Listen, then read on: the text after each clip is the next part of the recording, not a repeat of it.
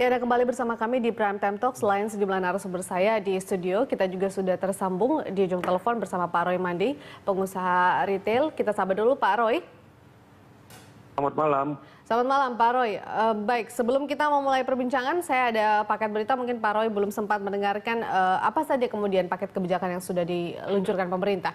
Presiden Joko Widodo telah mengeluarkan paket kebijakan ekonomi tahap pertama yang bertujuan untuk menggerakkan ekonomi nasional. Paket kebijakan ekonomi itu diantaranya untuk mendorong industri nasional, usaha mikro, dan mempercepat konversi minyak ke LPG. Dan berikut 3 kebijakan yang telah diumumkan beberapa saat lalu.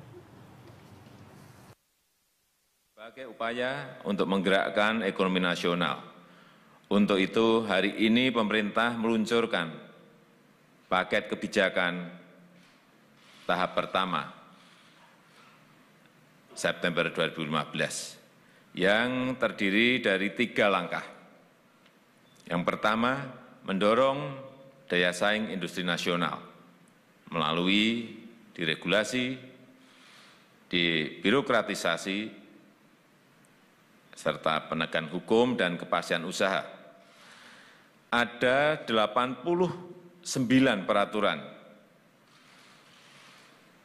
yang dirombak dari 154 yang masuk ke tim. Sehingga ini bisa menghilangkan duplikasi, bisa memperkuat koherensi dan konsistensi, serta memangkas peraturan yang tidak relevan atau menghambat daya saing industri nasional. Juga sudah disiapkan 17 rancangan peraturan pemerintah, 11 rancangan peraturan presiden, 2 rancangan instruksi presiden, 63 rancangan peraturan menteri, dan 5 aturan lain. Selain itu, pemerintah juga melakukan langkah penyederhanaan izin, memperbaiki prosedur kerja perizinan, memperkuat sinergi, peningkatan kualitas pelayanan, serta menggunakan pelayanan yang berbasis elektronik. Pemerintah berkomitmen menyelesaikan semua paket diregulasi pada bulan September dan Oktober 2015. Jadi nanti ada akan ini paket pertama, nanti ada paket kedua, dan mungkin ada paket ketiga akan secara konsisten kita lakukan terus. Yang kedua, mempercepat proyek strategis nasional dengan menghilangkan berbagai hambatan, sumbatan dalam pelaksanaan dan penyelesaian proyek strategis nasional, antara lain penyederhanaan izin, penyelesaian tata ruang dan penyediaan lahan, percepatan pengadaan barang dan jasa pemerintah, serta diskresi dalam penyelesaian hambatan dan perlindungan hukum. Pemerintah juga memperkuat peran kepala daerah untuk melakukan dan atau memberikan dukungan percepatan pelaksanaan proyek strategis nasional. Yang ketiga, meningkatkan investasi di sektor properti. Pemerintah mengeluarkan kebijakan untuk mendorong pembangunan perumahan khususnya untuk masyarakat berpenghasilan rendah, serta membuka peluang investasi yang lebih besar di sektor properti. Saya ingin menekankan di sini bahwa paket kebijakan ekonomi ini bertujuan untuk menggerakkan kembali sektor real kita yang akhirnya memberikan fondasi bagi lompatan kemajuan perekonomian kita ke depan. Saya meyakini paket kebijakan ekonomi tahap pertama September 2015 ini akan memperkuat industri nasional, akan mengembangkan usaha mikro, kecil menengah, dan koperasi, akan memperlancar perdagangan antar daerah, akan membuat pariwisata semakin bergairah, akan menjadikan kesejahteraan nelayan semakin membaik dengan menaikkan produksi ikan tangkap dan penghematan biaya bahan bakar sebesar 70% melalui konversi minyak solar ke LPG. Ya, saya langsung ke Pak Roy. Pak Roy, Anda mungkin sudah mendengarkan sedikit penyampaian dari Presiden Joko Widodo. Apakah poin-poin tersebut yang diharapkan oleh pengusaha retail yang dapat membantu kemudian perkembangan usaha retail di dalam negeri, Pak?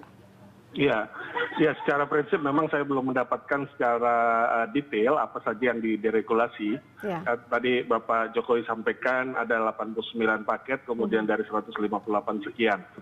Nah, harapan kami dari para pedagang, khususnya para retail sebenarnya sangat sederhana, adalah bagaimana kita bisa melakukan fungsi dagang atau menjalankan operasional sehari-hari tanpa dibelenggu dengan tumpang tindihnya aturan maupun juga deregulasi yang bahkan menghambat ekspansi daripada retail. Karena kita ketahui kalau ilmu dagang ini adalah yang penting selalu untung itu relatif, tetapi yang penting bagaimana kita bisa mendapatkan margin sehingga kita bisa membiayai tenaga kerja, membiayai cost of product, dan sekaligus juga kita melakukan ekspansi.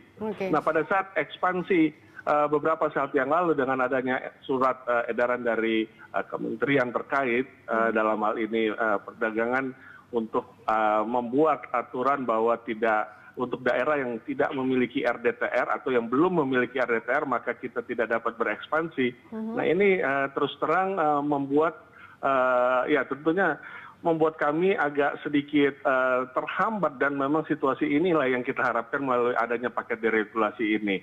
Karena kita tahu bahwa RDTR ini bukan suatu hal yang cepat dan mudah. Dari 560 provinsi, kabupaten, dan kota madya baru 8 yang memiliki RDTR.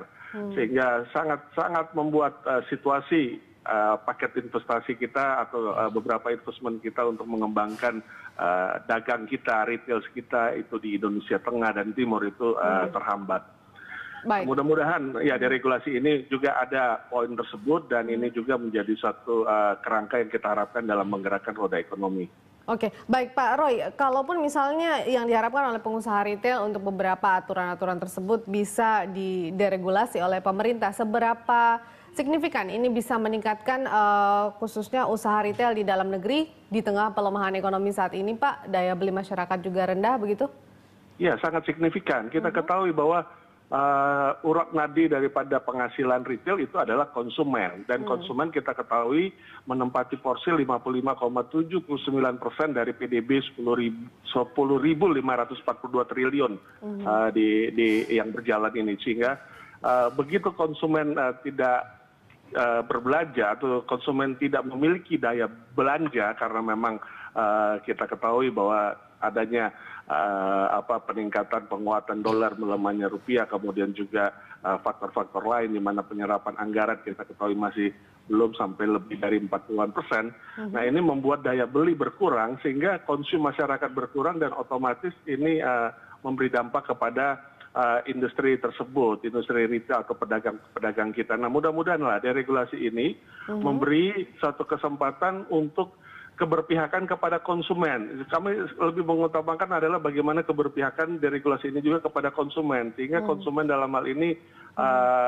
bisa kembali lagi kemampuan daya belinya, dan juga ada peningkatan konsumsi belanja dari rumah tangga, sehingga harapan kita bahwa memang kemarin satu semester kemarin mungkin kita agak terpuruk, tetapi kita bisa recovery di semester yang kedua ini melalui paket deregulasi yang ada. Baik Pak Roy, kita tahan perbincangan, begitupun juga narasumber di studio. Kita akan lanjutkan perbincangan di segmen berikutnya. Tetaplah bersama kami.